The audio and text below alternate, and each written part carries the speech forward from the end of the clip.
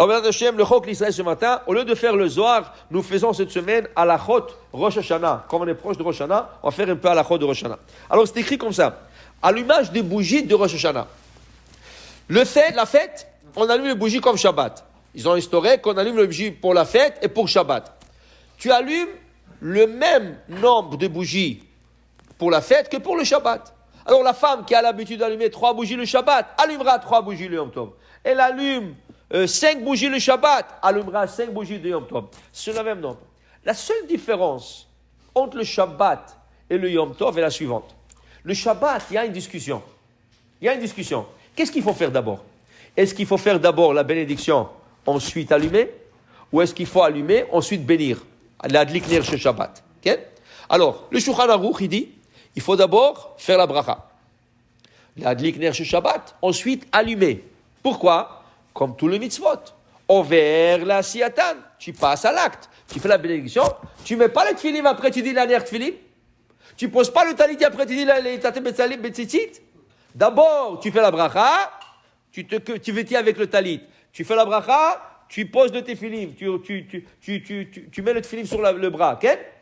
Tout le mitzvot, c'est comme ça. Du Shulchan Aruch, adlakat nerot, c'est la même chose. Tu fais la bracha et tu allumes. Viens le Rama qui est l'Ashkenaz.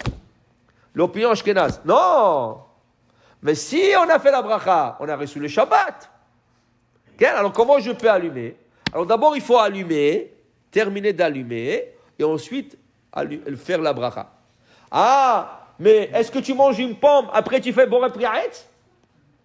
Tu ne peux pas. Alors tu as déjà allumé. Sur quoi tu fais une bracha? Tu as déjà fini la mitzvah. Alors le Rama, il dit, la femme couvre les yeux. Comme si elle n'a pas allumé, parce qu'elle ne voit pas la bougie. Une fois qu'elle a terminé la bracha, elle découvre ses yeux, et voilà que comme si elle vient de l'allumer. Okay? Ça, c'était la machloket. Ouais. C'était la machloket entre Sepharad et Ashkenaz. Ah, il y en a qui font comme ça, il y en a qui font comme ça. Chaque femme suit la coutume de sa mère, sa communauté, et elle suit son rabbin. Ça c'est Shabbat. Yom Tov, il n'y a pas de mahloket. Tout le monde sont d'accord que Yom Tov, Ashkenaz, Sefarad, tout ce que tu veux, Yom Tov, on fait la bracha d'abord, ensuite on allume. Pourquoi? Le Rama, il a changé l'ordre. Pourquoi? Parce qu'il a dit, si tu fais la bracha, tu as reçu le Shabbat. Mais Yom Tov, tu as le droit d'utiliser un feu existant. Dans ce cas, il n'existe pas ce problème. Alors même le Rama est d'accord que Yom Tov, tu fais la bracha. Ah, qu'est-ce que tu vas dire? Tu as reçu la fête? Ok, pas de problème. J'ai une bougie allumée, d'une flamme allumée. Il n'y a pas de problème. Et là, tu allumes. C'est la seule différence entre l'allumage des bougies de Shabbat et l'allumage des bougies de la fête. Maintenant, quand il y a l'allumage des bougies de la fête, nous avons la coutume de ne pas réciter la bracha de Shechianu. La femme. Pourquoi? Parce que la femme va l'écouter pendant le kiddush de son mari. Quand on va faire le kiddush, elle va l'écouter du kiddush. Maintenant, s'il dit non, moi je vais le faire. Tu rentres dans un problème halachique. C'est quoi le problème?